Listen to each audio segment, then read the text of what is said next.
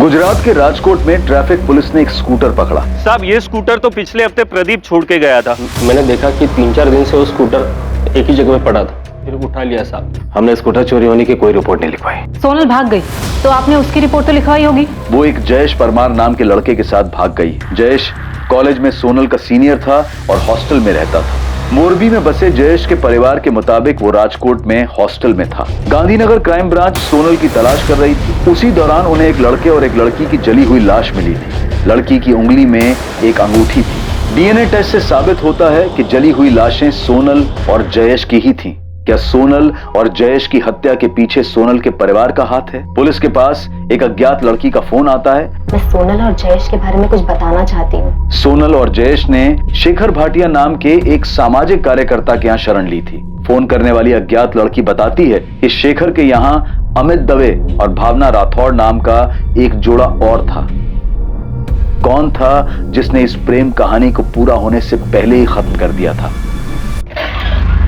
Sir, मुझे जिस लड़की का फोन आया था जो अपनी पहचान छुपा रही थी, उसने वो कॉल अहमदाबाद के किसी पीसीओ से किया था। उस लड़के ने यह भी बताया था ना कि जयेश और सोनल अहमदाबाद में। जी सर, और उसने ये भी बताया कि शेखर भाटिया नाम का एक सामाजिक कार्यकर्ता है जो घर से भागे हुए कपल्स की मदद करता है। सोनल और जयेश को रहने के लिए जगह भी शेखर भाटिया ने ही दिलवाई। सोनल, जयेश, आओ। अब ये शेखर भाटिया में बता सकता है कि अमित दवे और भावना राठौर कौन है, और अगर उन लोगों ने ही जयेश और सोनल को मारा था तो उनका मकसद क्या था? फारूक, शमशेर से कहो इस शेखर भाटिया का पता लगा।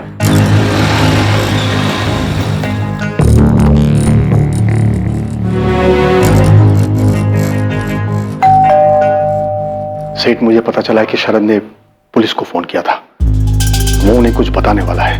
भिखा भाई, ये शरद का सोनल के भागने से कुछ लेना देना है क्या? क्या बताएगा उन्हें? नहीं पता, लेकिन कुछ दिनों से उसका बर्ताव बड़ा अजीब सा था। क्या उसे सब कुछ पता है?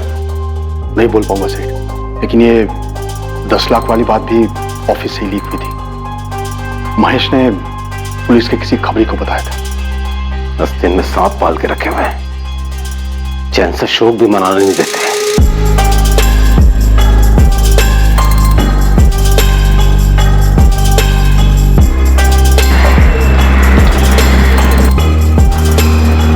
सर, मैं शरद राजपूत। डरो मत, अब तुम सेफ हो। गाड़ी में बैठो।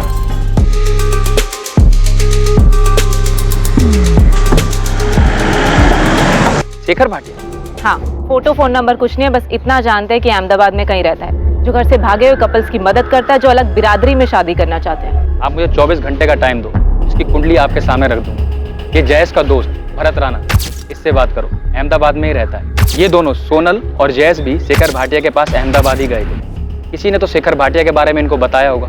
ये शेखर या तो जयेश का दोस्त होगा या तो सोनल की दोस्त शिल्पा या नताशा में से किसी ने इसके बारे में बताया होगा। मैं उनसे बात करती हूँ, तो तब तक शेखर भाटिया को लेकर।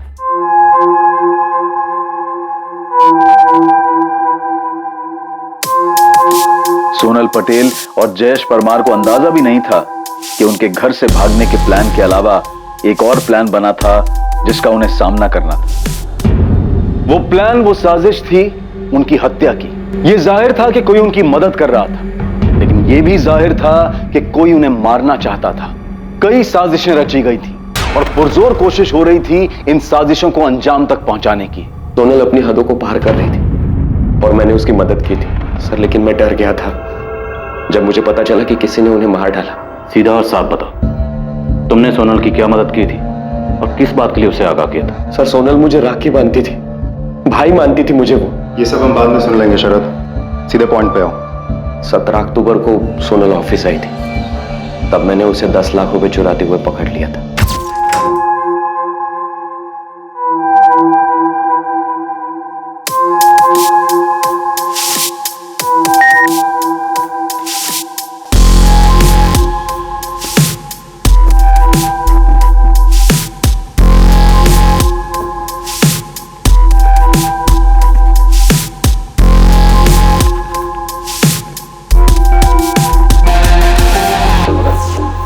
तुम यहाँ?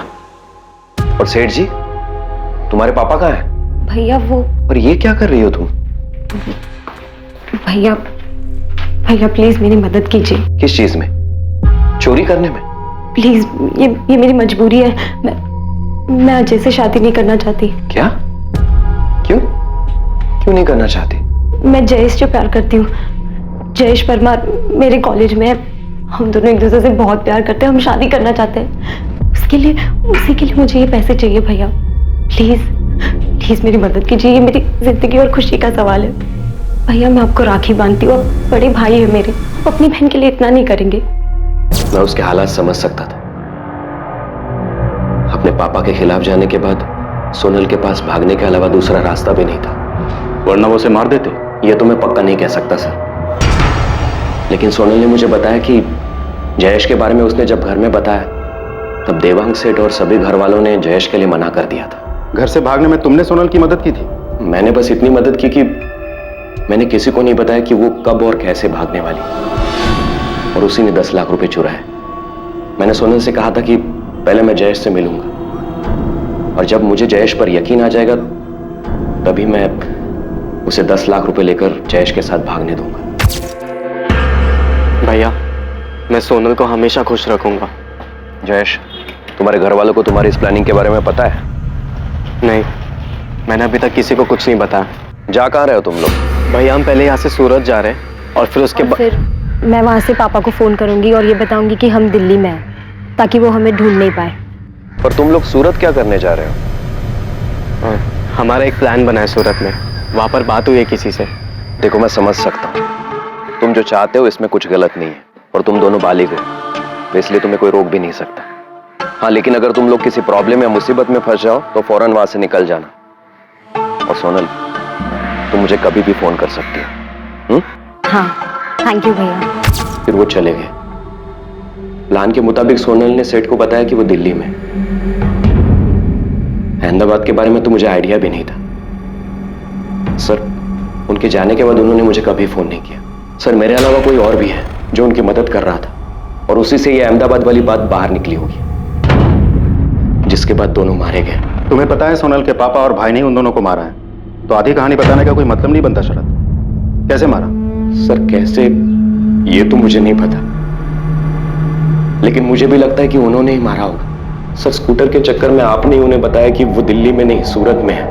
असल में आप लोगों ने जयेश और सोनल की जान खतरे में डाल दी। सर, सोनल के पापा बहुत बड़े आदमी हैं, उन्होंने ही दोनों को मार डाला, तो मुझे भी मार डालेंगे। सर, प्लीज प्लीज मुझे बचाइए। हमने सोनल के घर वालों को बताया कि वो दिल्ली में नहीं सूरत में है। इसी से देवांग पटेल और योगेश ने उनका पता लगाया और उन दोनों को मार डाला। सर, हमने तो सिर्फ इतना बताया था कि फोन सूरत से आया था। अब वो दोनों अहमदाबाद में किसी शेखर भाटिया के वहां छुपे बैठे, ये तो हमें भी नहीं पता था। और सर, वैसे भी अगर देवांग पटेल को सोनल को मरवाना ही था तो उसे कॉल रिकॉर्ड चेक करके भी पता चल सकता था। कॉल रिकॉर्ड्स निकलवाने में वक्त लगता, तब तक सोनल और जयेश को बचने का मौका मिल जाता। नहीं सर, मुझे नहीं लगता।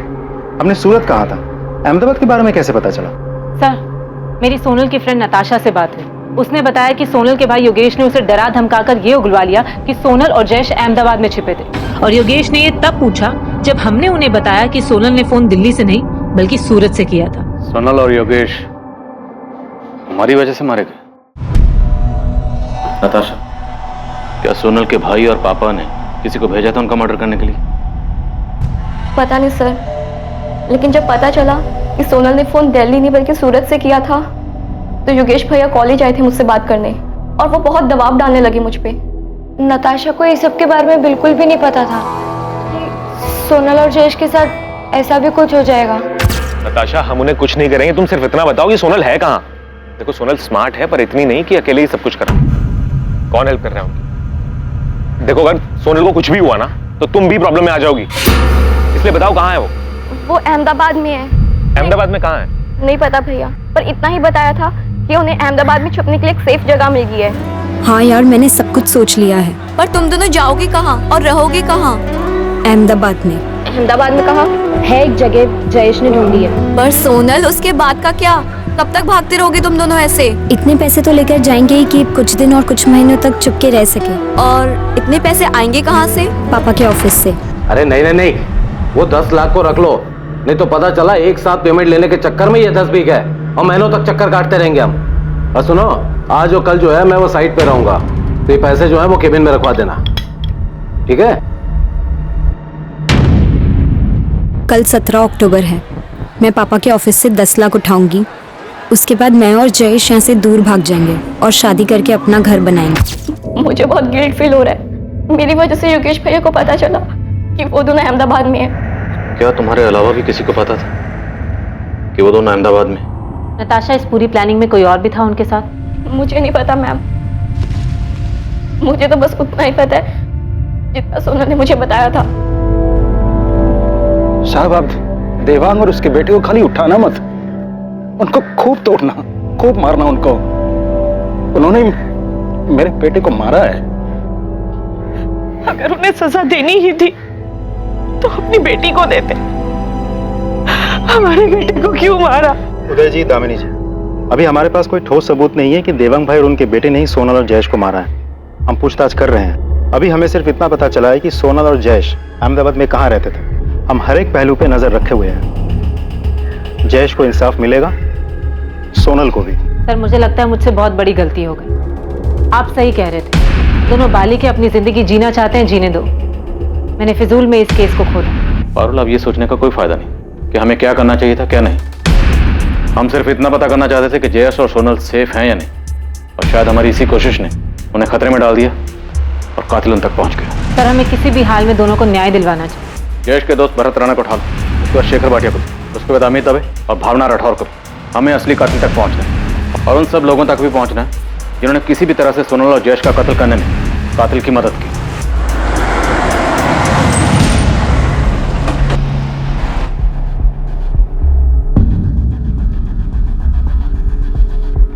शेखर भाटिया जी, आप कौन? शेखर जी, राजकोट में पुलिस आपको ढूंढ रही है। क्यों, किस लिए? सोनल पटेल और जयेश परमार के लिए। सोनल और जयेश? क्या उन दोनों को? उन दोनों का मर्डर हो चुका है। गांधीनगर में उन दोनों की जली हुई बॉडी मिली है। क्या? काश जयेश मेरे पास आया होता, काश उसने मुझे बताया होता कि वह ऐसा कुछ करने के बारे में सोच रहा है। सच में भरत, उसने तुम्हें कुछ नहीं बताया? बताया होता तो मैं उसे ऐसा कुछ करने ही नहीं देता ना। मैडम, जयेश अपनी माँ बाप की इकलौती औलाद था। मेरी तरह बहुत गरीब परिवार से था। माँ बाप ने कितने सपने देखे थे उसके लिए, पढ़ाई में अच्छा था, ये बनना चाहता था। यानी सब क्या? भरत, हम सिर्फ ये जानना चाहते हैं कि सोनल और जयेश शेखर भाटिया तक कैसे पहुंचे, और अगर सोनल के भाई और बाप ने उन दोनों का मर्डर किया है तो वो उन दोनों तक कैसे पहुंचे और उन दोनों को कैसे मारा। आप बताइए, मैं आपकी मदद कैसे करूं जबकि मुझे कुछ भी नहीं पता है सिवाय इसके कि वो मेरा अच्छा दोस्त था। मुझे तो उस पर दुख कम गुस्सा ज्यादा आ रहा है। फाइनल ईयर में था, ये बन जाता अगले साल तक। पूरी लाइफ पड़ी थी उसके सामने, लेकिन नहीं, शादी और प्यार का भूत सवार हो गया। भरत, अब जो हो चुका उससे बदला नहीं जा सकता। तुम हमें बस। मैडम, मैं भी आपसे यही कह रहा हूँ कि जो हुआ है उसके बारे में मुझे कुछ नहीं पता है। मुझे तो ये समझ में नहीं आ रहा है कि मैं उसके माँ बाप को कैसे समझाऊं। वो बार बार मुझे एक ही बात बोले जा रहा है कि तू तो उसका अच्छा दोस्त था, तूने क्यों नहीं समझाया उसे। और मैडम, मैं उसे कैसे समझाता, क्योंकि जयेश ने मुझे कुछ बताया नहीं इसके बारे में। अगर बताया होता ना तो उसको 2 थप्पड़ लगा देता, सारा ये प्यार और शादी का भूत उतार देता। भरत,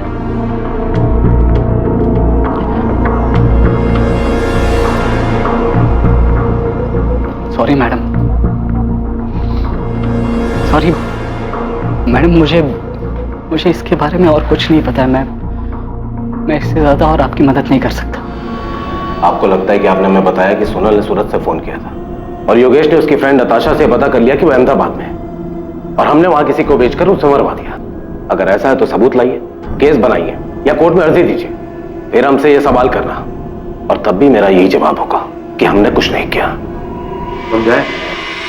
आपके पास टाइम होगा बेस करने के लिए, हमारे पास नहीं। चलो, अगर आप लोगों ने नहीं भी मारा तब भी ये जानना नहीं चाहेंगे कि सोनल को किसने मारा? ऐसा कैसे हो सकता कि एक बहन मारी जाती है और एक बेटी मारी जाती है, लेकिन भाई और बाप को कोई फर्क नहीं पड़ता? बचपन से लेकर आज तक मैंने उसकी सारी ख्वाहिशें पूरी की।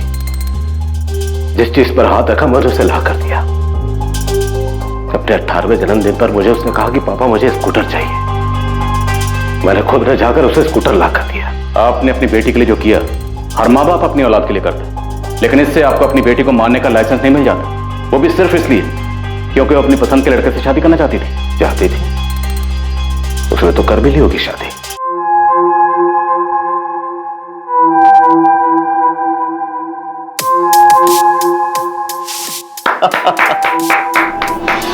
हम उसे सिर्फ इसलिए ढूंढ रहे थे ताकि उसे ये बोल सकें कि उसने जो कुछ किया है ठीक है। अब उसे हमसे ऐसे भागने की या छिपने की कोई जरूरत नहीं। और आप लोगों को लगता है कि मैं आप लोगों की इन बातों पे यकीन कर रहा हूं, क्योंकि इसके अलावा आपके पास और कोई चॉइस नहीं है। वरना साबित करो कि सोनल और जयेश को हमने मारा है।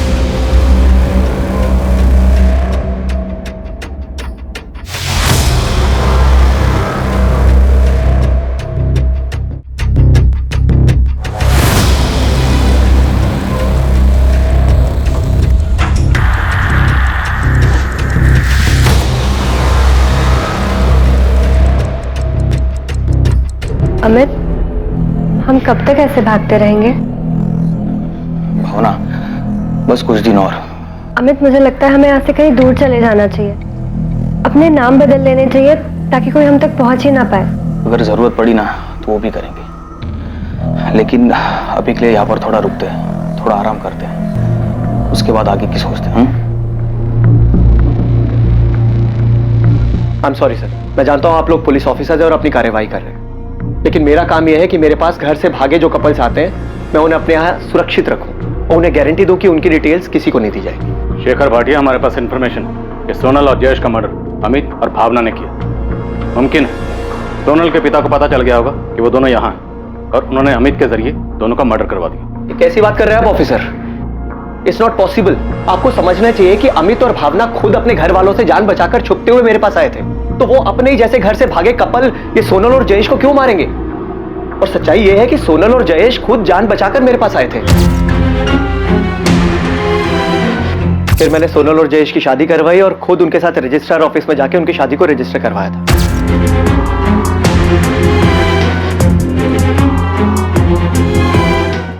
सर 19 अक्टूबर से 2 नवंबर पूरे 2 हफ्ते वो यहीं पर मेरे दिए रूम में रहे, और जब वो यहाँ से जाने लगे तो मैंने उनसे पूछा भी था कि क्या उन्हें पूरा यकीन है कि यहाँ से बाहर जाकर वो लोग सेफ रहेंगे, क्योंकि पता नहीं क्यों मुझे उनके लिए डर था। मेरी पापा से बात हुई है, वो जयेश से मिलना चाहते हैं। उन्हें हमारी शादी से कोई प्रॉब्लम नहीं है। भैया हम यही तो चाहते थे कि सोनल के घर वाले हमें एक्सेप्ट कर लें। सोनल के पापा का इतनी जल्दी तुम्हारे रिश्ते को एक्सेप्ट करना बहुत अजीब लग रहा है मुझे। भैया वो मेरे पापा हैं। बिल्कुल सोनल, वो तुम्हारे पापा हैं, इसीलिए कह रहा हूँ। मैंने बहुत से केसेस में देखा है कि देखो, मैं नहीं चाहता तुम दोनों के साथ कुछ भी ऊंच नीच हो। भैया मैं आपका डर समझ सकता हूँ, लेकिन आप चिंता मत करो, ऐसा कुछ भी नहीं होगा। आप हमें जाने दो, और आपने हमारे लिए जो कुछ भी किया है हम वो कभी नहीं भूल पाएंगे। हाँ भैया, और अब तो पापा और भैया दोनों मान गए हैं। वो जयेश का एक्सेप्ट करने के लिए तैयार है, तो हमें जाना चाहिए। मुझे डर था कि वो लोग गलती कर रहे हैं, फिर भी मैं उन्हें रोक नहीं पाया, और मेरा डर सच साबित हुआ। ये सोनल और जयेश का मैरिज सर्टिफिकेट है। मैं इसे सोनल के घर पे भेजने ही वाला था, लेकिन उससे पहले ही आपके आदमी ने आके मुझे बताया कि उन दोनों का मर्डर हो गया है। ऑफिसर, मुझे सोनल और जयेश के लिए बहुत बुरा लग रहा है कि मैंने उन दोनों को यहाँ से क्यों जाने दिया। सोनल और जयेश आपके पास कैसे आए थे? जयेश ने मुझे फोन किया था राजकोट से, शायद भागने से 1 हफ्ता पहले। अगर जयेश ने आपको फोन किया था तो जयेश के कॉल रिकॉर्ड में हमें आपका नंबर क्यों नहीं दिखा? सर, जयेश ने बहुत जबरदस्त प्लानिंग की हुई थी, और मुझे पूरा यकीन है कि उसने मुझे मोबाइल से नहीं बल्कि पीसीओ से फोन किया हो। हमें कुछ दिनों के लिए छुपकर रहने के लिए एक जगह चाहिए थी। क्या आप हमारे लिए कुछ कर सकते हैं? जयेश, कहाँ से बात कर रहे हो? जी सर, मैं राजकोट से बोल रहा हूँ। मैं और सोनल एक दूसरे से बहुत प्यार करते हैं और हम शादी करना चाहते हैं, लेकिन हमारी फैमिलीज हमारे अगेंस्ट है। क्या आप हमारी मदद कर सकते हैं सर? हाँ जयेश, मैं मदद कर सकता हूँ तुम्हारी, लेकिन उससे पहले तुम्हें मुझे अपनी उम्र बतानी होगी। सर, हम दोनों बालिग हैं। मैं 21 साल का और सोनल 20 साल की है। जयेश, सिर्फ बोलने से नहीं चलेगा, तुम्हें मुझे अपना एज प्रूफ देना होगा। तो तुम दोनों में से किसकी फैमिली अगेंस्ट है? मेरी। हम पहले सूरत गए, फिर वहां से सोनल ने अपने पापा को फोन किया। मैंने उनसे कहा कि मैं दिल्ली में हूँ। और जयेश, तुम्हारी फैमिली? सर, मेरी फैमिली को ऐसी कोई प्रॉब्लम नहीं है। वो लोग अगेंस्ट सिर्फ इसलिए क्योंकि सोनल की फैमिली ने मुझे रिजेक्ट कर दिया। मेरे पूछने का मतलब ये है कि तुमने क्या अपनी फैमिली को झूठ बोला है? उनके हिसाब से इस वक्त तुम कहाँ हो? सर, मैंने उन्हें सच झूठ कुछ नहीं बताया। उनके हिसाब से मैं अभी हॉस्टल में हूँ, लेकिन कॉलेज में मैंने लीव एप्लीकेशन दिया। ठीक है, मैंने कल 11 बजे का टाइम ले लिया है रजिस्ट्रार ऑफिस में। कल तुम दोनों की शादी हो जाएगी। सर, मैं पूरे यकीन से कह सकता हूँ कि उन दोनों को सोनल की फैमिली नहीं मारा है। क्योंकि मैंने ऐसे बहुत से केसेस में देखा है कि घर वाले लड़का लड़की को झूठ बोल के घर बुलाते हैं और उसके बाद उन्हें मार देते हैं। पर सोनल की अपनी फैमिली से बात कैसे हुई? क्योंकि सोनल के माँ बाप भाई बहन यहां तक कि उनके लैंडलाइन पर अहमदाबाद से ना कोई फोन आया न गया। उन दोनों के पास कोई फोन था? जी नहीं, मेरी जानकारी में तो नहीं। दरअसल सर, सोनल और जयेश इन दोनों ने बहुत जबरदस्त प्लानिंग की हुई। मतलब पहले घर से भागना, फिर सूरत जाना और घर पे फोन करके बोलना कि वो लोग दिल्ली में हैं और उसके बाद मेरे पास आना। मतलब मैंने इन दोनों के जैसे और भी कई कपल्स देखे हैं जो घर से भागते हैं, लेकिन जैसी प्लानिंग सोनल और जयेश ने की थी उसे देखकर मैं भी हैरान था। और शेखर भाटिया, सवाल यह है कि सोनल की अपनी फैमिली से बात कब और कैसे हुई? आपने बताया कि सोनल की फैमिली जयेश को एक्सेप्ट करने के लिए तैयार हो गई और वो दोनों राजकोट अपने घर वापस जा रहे थे। पता नहीं सर, जो उन दोनों ने मुझे बताया वो मैंने आप दोनों को बता दिया। शेखर भाटिया, आपको हमें अमित और भावना की डिटेल्स देनी ही होगी। आप प्लीज मेरा यकीन कीजिए ऑफिसर, अमित और भावना सोनल और जयेश का मर्डर नहीं कर सकते। जिस दिन सोनल और जयेश यहां से गए हैं, ठीक उसके अगले ही दिन वो दोनों भी यहां से चले गए। अगर तुम ऐसे डिटेल्स नहीं दोगे तो हम मजिस्ट्रेट का ऑर्डर लेकर आएंगे और हम नहीं चाहते कि हम ऐसा करें। आप अच्छे इंसान हैं, अच्छा काम करें, हम भी अपना काम करें। हमें किसी भी तरह से सोनल और जयेश के कातिल तक पहुंचना।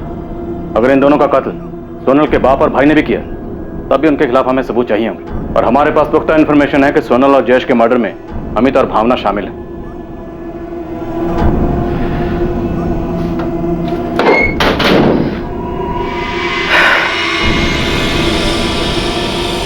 ये लीजिए, इसमें उन दोनों का भावनगर का एड्रेस है जहां उनकी फैमिलीज रहती है। लेकिन मेरी आप लोगों से रिक्वेस्ट है कि प्लीज इन दोनों के बारे में इनकी फैमिलीज को नहीं पता चलना चाहिए, वरना इनके साथ भी वही होगा जो सोनल और जयेश के साथ हुआ। सर, राजकोट में बैठे जयेश को शेखर भाटिया के बारे में कैसे पता चला कि उनकी मदद कर सकता है? इस शेखर भाटिया की ना कोई वेबसाइट है, ना ऑफिस है, ना कोई प्रचार है। फिर कोई तो था जो उनकी मदद कर रहा था। इतनी प्लानिंग कि सूरत जाएंगे और दिल्ली बताएंगे, मोबाइल फोन यूज नहीं करेंगे और फिर शेखर को कांटेक्ट करना। रुपेश, हम कुछ तो मिस कर रहे हैं। सोनल और जयेश के लिए हम जिम्मेदार हैं। हमसे ही सोनल के पापा और भाई को पता चला कि फोन दिल्ली से नहीं सूरत से आया था। नहीं सर, आप फिजूल में अपने आप को जिम्मेदार ठहरा रहे हैं। मुझे लगता है ये सारा प्लान पहले ही बन चुका था। उनके घर से भागने के बाद ही उनका मर्डर, सब कुछ। सर, मुझे ये समझ में नहीं आ रहा है सोनल ने अहमदाबाद से अपने पापा के साथ कब और कैसे बात की? शरद राजपूत ये सामने से कबूल करने आया था। कहीं इंफॉर्मेशन के नाम पर इसने हमें घुमा तो नहीं दिया? मैं आपको घुमाऊंगा? तुम्हारी बहन जैसी सोनल को तूने 10 लाख लेके जाने दी, पर ये नहीं पूछा कि कहां जा रही है। मैंने नहीं पूछा सर, क्योंकि मैं ऐसी बात जानना ही नहीं चाहता था जो मुझे मजबूरी में किसी को बतानी पड़े, जिसकी वजह से सोनल मुसीबत में आ पड़े। जयेश परमार अहमदाबाद के शेखर भाटिया को कैसे जानता था? मैं किसी शेखर भाटिया को नहीं जानता। शेखर भाटिया ये कौन है? तुम्हारे जैसे घर से भागने वालों की मदद करते हैं। शादी, मैरिज सर्टिफिकेट से लेकर चुप कर रहने की जगह तक का इंतजाम कर देगा। फोन कर लेना इसे। नहीं मैम, मैं किसी शेखर भाटिया को नहीं जानती। मैम, मुझे भी नहीं पता कि ये कौन है। राजकोट में कोई है जिसने सोनल और जयेश की मदद की हो, जिसने उनका अहमदाबाद में शेखर भाटिया से कांटेक्ट करवाया हो? मैम, वो एक्चुअली सोनल अपनी भाभी प्रिया से बहुत क्लोज थी और वो उनसे सब शेयर करती थी। माँ, चाय। और मैम, हो सकता है कि प्रिया भाभी ने उसकी हेल्प की हो। हाँ मैम, पॉसिबल है कि मुझसे पता लगाने के बाद कि सोनल अहमदाबाद में है, योगेश भैया ने प्रिया भाभी से भी पूछा हो। सोनल कहाँ है प्रिया?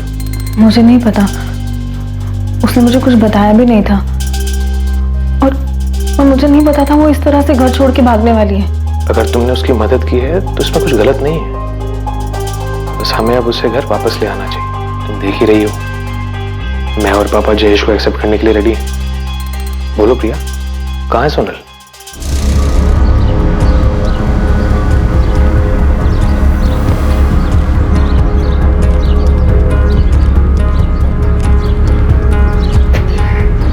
प्रिया, गाड़ी में बैठ। इस बार बातचीत थोड़ी लंबी चली। सेठ, अंदर आ जाओ। हाँ। सेठ, आज सुबह पुलिस वाले मुझे पूछताछ के लिए लेके गए थे। 36 तरीके से 36 सवाल पूछा उन्होंने। ये भी पूछा कि आपके और योगेश के पास कोई दूसरा नंबर है क्या। और सेठ मुझे नंबर देना पड़ा, वरना वो लोग मुझे छोड़ते ही नहीं। भीखा भाई जी, आप मेरे सबसे ईमानदार आदमी हो। जी सेठ, आपको कोई शक है? नहीं नहीं, शरद पे मुझे गुस्सा नहीं है। उसने जो किया सो किया, पर इस बात का दुख है कि जब सोनल यहां पर आई थी तभी आपको मुझे फोन करके बता देना चाहिए था। मुझे कैसे पता होता सोनल बेबी ये सब करेगी? वो आपकी लाडली भी थी। अगर उसने कहा कि उसे आराम करना है, केबिन खोल दो, तो मैं मना कैसे कर सकता सेठ?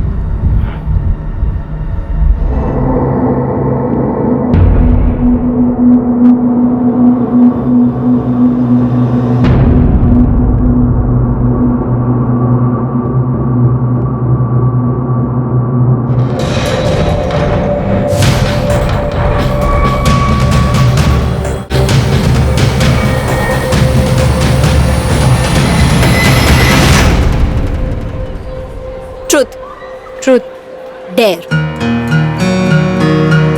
ओह डेयर। तुझे वो जो रेड चेक शर्ट में लड़का दिख रहा है, तुझे उसके टेबल पर जाना है। वहाँ पर जाकर उसकी कोल्ड ड्रिंक पीनी है, समोसा खाना है, उसका नाम और फोन नंबर लेकर आना है, फिर वापस यहाँ आकर उसको फोन करना है। ये कोई डेयर नहीं है, ये तो एक पूरा चैप्टर है। बस सोनल रहने दे, हमें पता था कि एक तो तू खुद डेर लेगी, फिर तुझसे कुछ नहीं होगा। ठीक है, ये भी कर लेती हूँ। Let's see.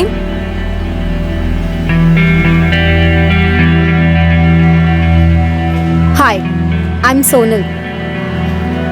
अरे मैंने अपना नाम बताया, तुम भी बताओ। क्यों? क्योंकि मैं पूछ रही हूँ।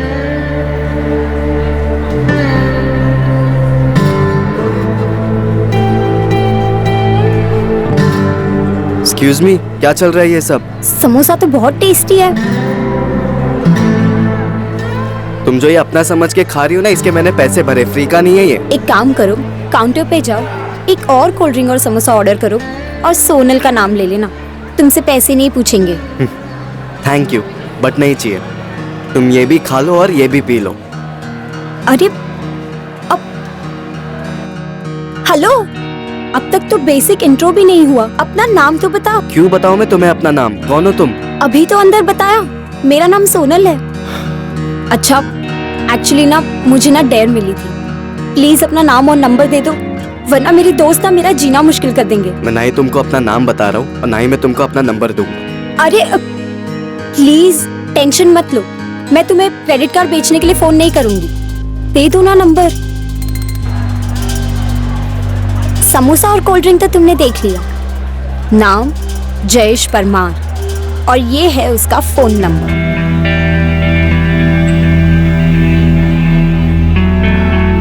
हाय हाय बाय। कितना इंसल्ट। Hello hi hello.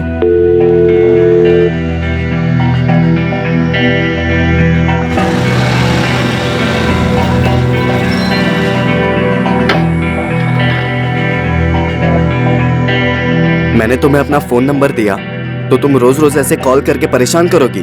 मैं तो सिर्फ हाय बोलने के लिए कॉल करती हूँ, अब तुम्हें हाय बोलना भी परेशानी लगती है? नहीं, पर हाय बोल के कॉल काट क्यों देती हो? क्योंकि मुझे सिर्फ उतना ही बोलना होता है।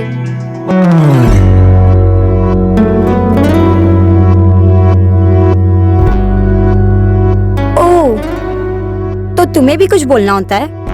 वैसे अगर बोलना हो तो तुम मुझे वापस फोन कर सकते हो, मेरा नंबर तो है ही तुम्हारे पास। एक रिश्ता जो मजाक से शुरू हुआ था बहुत जल्द प्यार की शक्ल ले चुका था। ऐसा प्यार जो ऊंच नीच या पैसा नहीं देखता था। उन दोनों ने ये फैसला कर लिया था कि चाहे कुछ भी हो जाए वो दोनों एक दूसरे से अलग नहीं होंगे। लेकिन उनकी हत्या ने उन्हें उस जिंदगी से दूर कर दिया जिस जिंदगी को वो साथ जीने के सपने देख रहे थे। नहीं मैम, मैंने सोनल और जयेश की भागने में बिल्कुल मदद नहीं की थी। और अब लगता है कि काश कर दी होती। रिया, तुम अब भी उनकी मदद कर सकती हो। ये बताकर कि तुम्हारे पति योगेश और तुम्हारे ससुर देवांग पटेल ने उन दोनों को कैसे मारा और उन दोनों तक कैसे पहुंचे हो। उन्होंने ऐसा कुछ भी नहीं किया मैम, उन्होंने नहीं मारा है। रिया, जुर्म छुपाना भी एक बहुत बड़ा जुर्म है। तुम मर्डरर को पता है मैम, लेकिन उन्होंने नहीं मारा है। तो फिर किसने किया है? किसके पास मोटिव था जयेश और सोनल को मारने का? जयेश के माँ बाप के पास, जिन्हें यह भी नहीं पता था कि उनका बेटा हॉस्टल में है या नहीं। प्रिया, मैं आखिरी बार पूछ रही हूँ, क्या सोनल उन्हें मिली? कैसे पहुंचे वो उस तक? नहीं मिली, ढूंढने पर भी नहीं मिली, और उन्होंने नहीं मारा है सोनल को। सर, योगेश और देवांग पटेल के बाकी के 2 नंबर्स भी हमने स्कैन किया, लेकिन कुछ मिला नहीं। किसी हिस्ट्री शीटर का नंबर नहीं, कोई सस्पिशियस एक्टिविटी नहीं। अहमदाबाद में किसी को कॉल किया? नहीं सर। ऐसा कैसे हो सकता रुपेश? कहीं हम गलत ट्रैक पर तो नहीं? ऐसा तो नहीं कि ये केस ऑनर किलिंग का है ही नहीं। सर, पारुल ने प्रिया से अलग अलग तरीके से सवाल किया, उसे डराई, धमकाई, इमोशनल करके भी सवाल पूछा। अब तक तो प्रिया को टूट जाना चाहिए था, लेकिन ऐसा कुछ हुआ नहीं। सर, अब भी ये सवाल बना हुआ है कि सोनल ने अहमदाबाद से कब और कैसे देवांग पटेल से बात की, जब देवांग पटेल ने उन्हें कहा कि वो उन्हें माफ कर चुके हैं और जयेश को भी अपनाना चाहते हैं।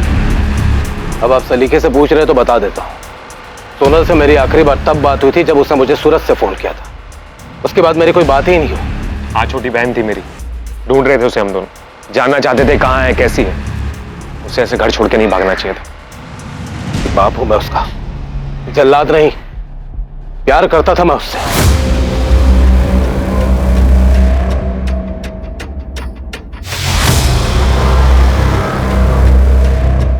सर, शमशेर का फोन आया था। उसने भावनगर में अमित के किसी दोस्त के जरिए अमित दवे और भावना राठौर का पता लगा लिया है। कहाँ है वो दोनों? अहमदाबाद के किसी लॉज में छुपे बैठे हैं। क्या सोनल और जयेश की हत्या वाकई इतनी सफाई से की गई थी कि पुलिस को उनके हत्यारे के खिलाफ कोई सबूत नहीं मिलने वाला था? क्या अमित और भावना इस हत्याकांड की सच्चाई को रोशनी में लाने वाले थे? क्या उन दोनों ने ही सोनल और जयेश के कत्ल की साजिश रची थी? सर, हम दोनों बालिग हैं और हमने अपनी मर्जी से शादी की है।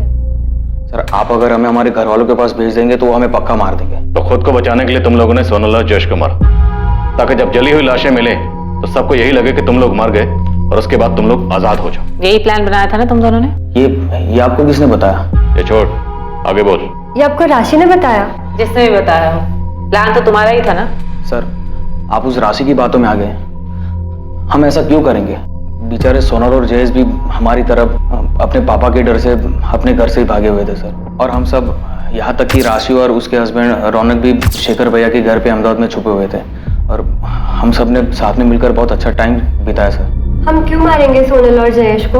उनकी तो नई नई शादी हुई थी, हमारी तरह वो भी बहुत खुश थे और हम सब अच्छे दोस्त बन गए थे। और सर, मुझे मालूम है आपको ये राशि नहीं बताया, क्योंकि मैंने राशि को बताया था। तो खुद को बचाने के लिए किसी को भी मार दोगे? ऐसा मैं नहीं, अमित कह रहा था। अरे यार, मैं तो मजाक कर रहा था यार। देखो, हम सब की हालत क्या है, हम ऐसा क्या करें कि हमारे घर वाले हमारा पीछा करना छोड़ दें। तो बस मैं ऐसे ही फालतू की आइडियाज फेंक रहा था यार। और मैंने कहीं पे देखा हुआ था कि 2 लोगों की लाश मिलती है और लोग उन्हें किसी और की समझ लेते हैं। तो तुमने सोचा तुम किन्हीं 2 लोगों को मार दोगे और तुम्हारे घर वाले सोचेंगे कि तुम और भावना मर गए। अरे यार, वो तो मैंने ऐसे ही बोला था यार। क्या मैं सच में ऐसा करूंगा? सर, मैंने ऐसे ही बोला था उसको, लेकिन राशि ने कुछ ज्यादा ही सोच लिया था। इसलिए आप लोगों को उसने बोला कि हमने सोनल और जयेश को। सर, सोनल और जयेश के मर्डर के बाद तो हम खुद डर गए थे। जैसे ही हमने नेट पे पढ़ा उनके मर्डर के बारे में, हमने अगले ही दिन शेखर भैया का रूम छोड़ दिया। फोन है तुम दोनों के पास? हाँ सर, हमने अहमदाबाद से प्रीपेड सिम कार्ड खरीदे थे। दोनों अपना नंबर दो। शेखर भाटिया, जिसने तुम लोगों को छुपने की जगह दी थी, उसने हमें बताया कि सोनल की अपने पापा से बात हुई थी। सोनल के पेरेंट्स जयेश को एक्सेप्ट करने के लिए राजी थे, इसलिए सोनल और जयेश राजकोट वापस जा रहे थे। जिस दिन उन दोनों का मर्डर हुआ उस दिन तुम दोनों वहीं थे। तुम लोग क्या जानते इस बारे में? सर, जहाँ तक मुझे पता है सोनल की अपने पापा से कोई बात नहीं हुई थी। तुम्हें पता है कि सोनल कहाँ जा रही थी? सर, मैं और अमित तब शेखर भैया के रूम पे ही रह रहे थे जब सोनल और जयेश वहां से गए। सोनल बता रही थी कि वो गांधीनगर शिफ्ट हो रहे हैं। एरिया का तो अभी पता नहीं, लेकिन गांधीनगर में कहीं लेंगे घर। अच्छा, अपना खुद का? खुद का तो अभी नहीं, देख रहे अभी फिलहाल रेंट पे, शायद बात चल रही है बस। गुड यार, all the best Sonal. Thanks यार।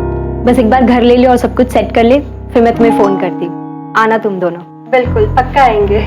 सोनल और जयेश गांधीनगर में घर रेंट पे ले रहे थे? हाँ सर। कौन दिलवा रहा था? पता नहीं सर, सोनल और जयेश ज्यादा कुछ बताते नहीं थे। सर कोई तो था जो उन्हें वहाँ घर दिलवा रहा था। क्या? गांधीनगर में घर रेंट पे? मतलब वो राजकोट जा ही नहीं रहे थे? जी शेखर जी, ये अमित और भावना से अभी अभी हमें पता चला है। इसका मतलब उन दोनों ने मुझसे भी झूठ बोला। पर क्यों? शेखर जी, क्या आप हमें बता सकते हैं कि वो कौन है जो उन्हें गांधीनगर में घर दिलवा रहा था? नहीं सर, इस बारे में तो मुझे कोई आइडिया नहीं है। बल्कि अगर मुझे पहले से पता होता तो मैं खुद वहां जाकर चेक करता कि वहां सब ठीक है कि नहीं। उन्हें इस तरह से अपनी जिंदगी खतरे में नहीं डालने देता सर। एक मिनट भावना, तुमने अभी कहा कि वो गांधीनगर में शिफ्ट करने के बाद तुम्हें कॉल करने वाली थी। बस एक बार घर ले लियो और सब कुछ सेट कर ले, फिर मैं तुम्हें फोन करती हूँ। हाँ, उसने कहा था वो कॉल करेगी। और अगले दिन 3 नवंबर को जब हम शेखर भैया का रूम छोड़ के जा रहे थे, मैंने उसे कॉल भी किया था, पर उसका फोन स्विच ऑफ आ रहा था। और अगले दिन पता चला कि उन दोनों का मर्डर हो गया। सोनल का फोन स्विच ऑफ आ रहा था? सोनल के पास फोन था? सोनल और जयेश दोनों अपना फोन राजकोट में ही छोड़कर गए थे? नहीं सर, फोन था। वो दोनों एक ही फोन यूज कर रहे थे। सोनल और जयेश का अहमदाबाद का फोन नंबर पुलिस को एक बड़ी सफलता दिलाने वाला था।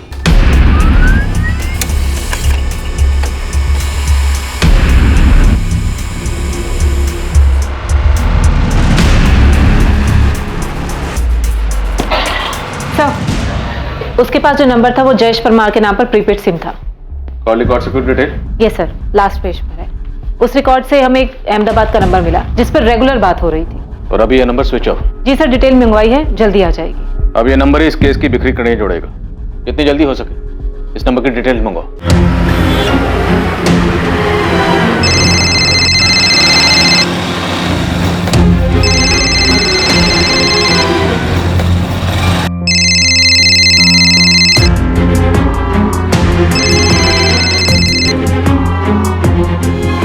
भरत राणा, तेरी सब इंस्पेक्टर रुपेश से फोन पे बात हुई, उसके बाद तू मुझसे भी मिला था। हाँ, वो जयेश के बारे में ना। फिर तूने हमें ये क्यों नहीं बताया कि जयेश ने अहमदाबाद आने के बाद अपने और सोनल के लिए एक प्रीपेड नंबर लिया था और तेरे पास भी अहमदाबाद का दूसरा नंबर था जिससे तू हर रोज जयेश से बात करता था।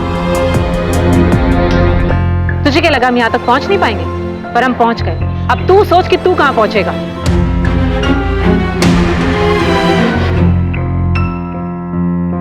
भागने की सोचना भी मत, कोई चांस नहीं।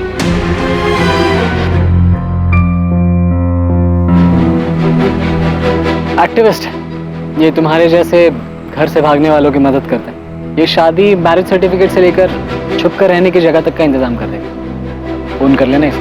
Thank you Bharat. अबे थैंक यू क्यों बोल रहा है? बचपन का दोस्त हूं मैं तेरा, तेरे काम नहीं आऊंगा। जब जयेश परमार के पिता ने सोनल के घर वालों से बात करने से मना कर दिया, जब सोनल के घर वालों ने जयेश से मिलने तक से मना कर दिया, तब सोनल और जयेश ने घर से भाग जाने का प्लान बनाया। और तब जयेश ने तय किया कि वो अपने बचपन के दोस्त भरत राणा से बात करेगा और सोनल के साथ भागने में भरत की मदद लेगा। यार जयेश, ये घर से भागना, शादी करना और आगे लाइफ में सेटल होने के लिए, और उससे भी ज्यादा इंपॉर्टेंट है कि वो सोनल के पापा तुम दोनों तक ना पहुंचे ना, इन सब के लिए बहुत सारे पैसे लगेंगे। मुझे पता है जयेश, लेकिन अभी फिलहाल के लिए टेंशन नहीं है। सोनल कह रही है कि उसके पास पैसे हैं, उसने अपने पॉकेट मनी से सेव किए। तो पॉकेट मनी के भरोसे घर से भाग रहा है? नहीं यार, लेकिन सोनल पैसे अरेंज कर लेगी। अरे भाई, कितना कर लेगी? कितना तो नहीं पता, लेकिन 2-4 लाख तो कर ही लेगी वो।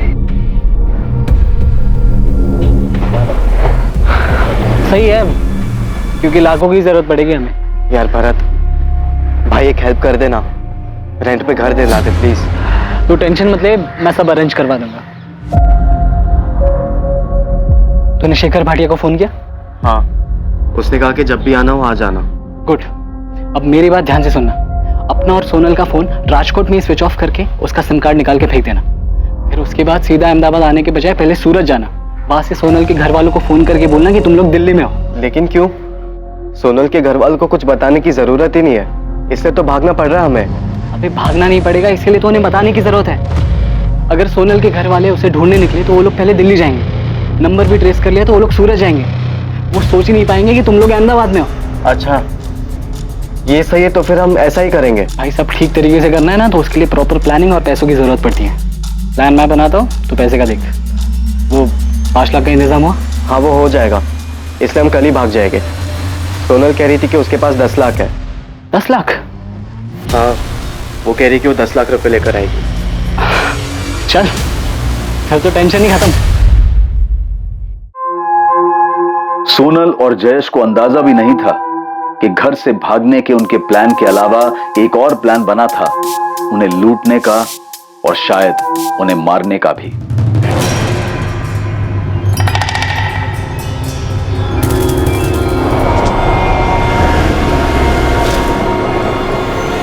भरत, ये तो हमें कहाँ ले आया है? यहाँ पर मुझे कोई भी घर दिखाई नहीं दे रहा है। कैसे नहीं दिखाई दे रहे? कितना बड़ा घर है देख। यहाँ पे सिर्फ तुम दोनों ही रहोगे और कोई नहीं आएगा यहाँ।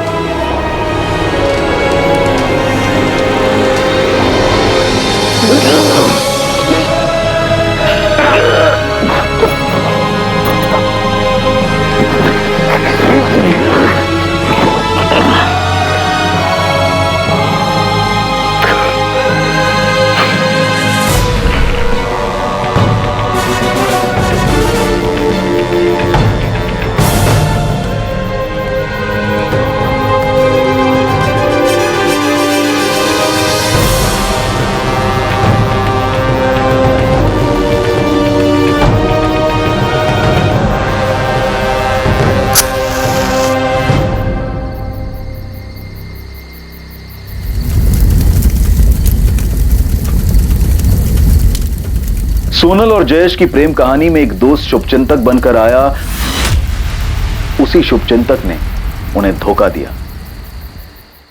भरत राणा, ऐसा क्या हुआ था कि तू बचपन से मदद करने वाला दोस्त मसीहा से सीधा शैतान बन गया? पैसे मिले थे दोनों को मारने के, किसने दिए? देवांग पटेल ने या योगेश ने? देवांग और योगेश ने लालच दिया था या फिर 10 लाख का लालच आ गया था जो सोना लेकर भागी थी? बोल के मार। किसके इशारे पर मारा? क्यों मारा दोनों को?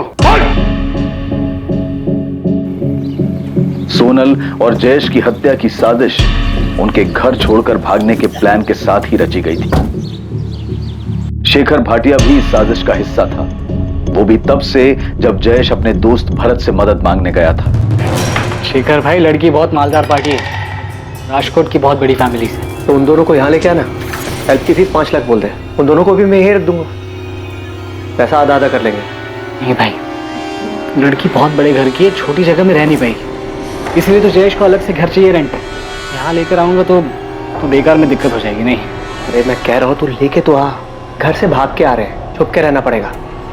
ऐसे में कहाँ सब उनकी मर्जी से मिलने वाला? चिंता मत कर, तू लेके आ, देख लेंगे। ये तुम लोगों का बेड है और एक कबर्ड। भरत, तूने मुझसे उस जगह के 5 लाख लिए, वो जगह 5 लाख की है। अबे सिर्फ जगह के पैसे नहीं लिए, शादी करवाई, रजिस्ट्रेशन करवाया, रहने को जगह दी है, सेफ्टी है, खर्चा होता है भाई इन सब चीजों में। भरत देख, मुझे मत सिखा, मैं भी कॉमर्स स्टूडेंट हूँ, मुझे पता है कि कहाँ पर कितना पैसा खर्च हो सकता है। भरत भाई, हम ऐसे 10 लोगों के बीच में इतनी कम स्पेस में नहीं रह सकते। हम दोनों को अपना खुद का घर चाहिए। तो बड़े घर के लिए बड़ा पैसा लगता है, 5 लाख रुपए में यही मिल सकता है। लेकिन भरत, जब मैंने तुझसे बात की थी तब तूने मुझे कहा था कि इतने पैसों में आराम से एक घर मिल जाएगा रेंट पे, और थोड़ा और आगे जाएंगे तो 1 रूम किचन मिल जाएगा, वो भी खुद का। जयेश यार, मैंने तुझे शेखर भाई के साथ मेन सिटी में रखा है, अब ऊपर से तू बोल रहा है। सॉरी भरत, हम यहाँ पर नहीं रह पाएंगे। हाँ तो मेरी तरफ से भी सॉरी यार, क्योंकि 5 लाख रुपए में यही मिल सकता है। लेकिन तूने पहले तो कहा था कि हो जाएगा सब कुछ। हाँ तो मैं तो अब भी बोल रहा कि हो जाएगा, बस 5 लाख रुपए और चाहिए, सिंपल। भरत, तुझे पहले 5 लाख दिए, अब तुझे और 5 लाख चाहिए। खुद का घर मिलना इतना आसान नहीं है, एक तो तुम दोनों घर से भागे हो यार, सारे इंतजाम करने पड़ेंगे। सोनल अपने पिता के ऑफिस से 10 लाख चुरा कर लाने वाली है, ये जयेश ने भरत को पहले ही बता दिया था। इसलिए भरत के लिए दोस्त की मदद करने की बजाय ये एक झटके में बड़ी रकम कमाने का मौका बन गया था।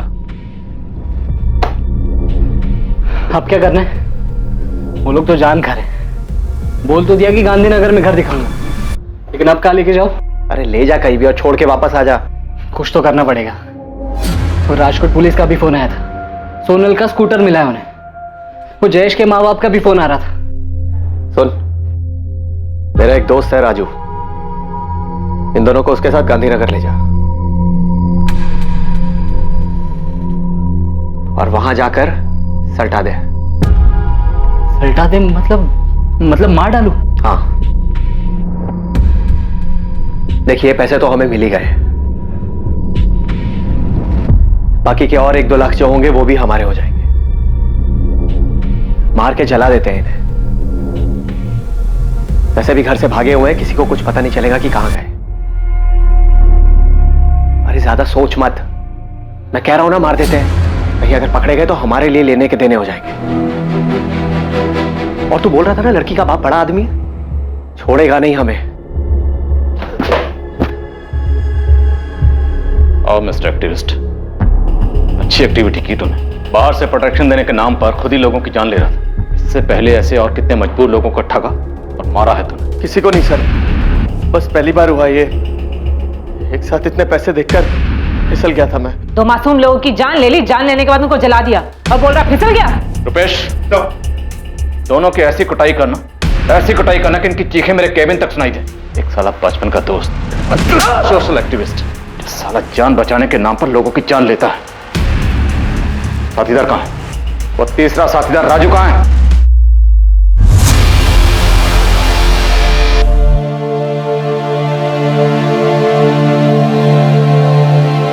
इस प्रेम कहानी में प्रेमियों का घर से भाग जाना तो था, पर ऑनर किलिंग यानी कि सम्मान के लिए की गई हत्या जैसा कुछ भी नहीं था। 2 युवा प्रेमियों के परिवार वाले उनके घर से भाग जाने की प्लानिंग से अनजान थे इस बात से कि एक दोस्त ने पैसों की लालच में उनके बच्चों को मारने का प्लान बनाया था।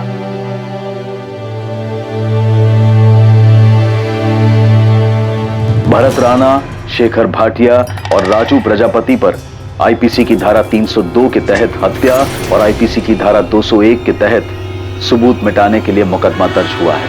भरत ने सोनल और जयेश की बॉडी से वो हर चीज निकाल ली जिससे उनकी पहचान हो सके, लेकिन सोनल की उंगली में मिली उस जली हुई अंगूठी ने उन्हें पहचान दिलाई। ठीक वैसे ही जैसे रूटीन चेकिंग में सोनल के स्कूटर ने इस मर्डर केस का खुलासा किया था। लालच और भरोसा, ये दोनों एक दूसरे के विपरीत गुण हैं।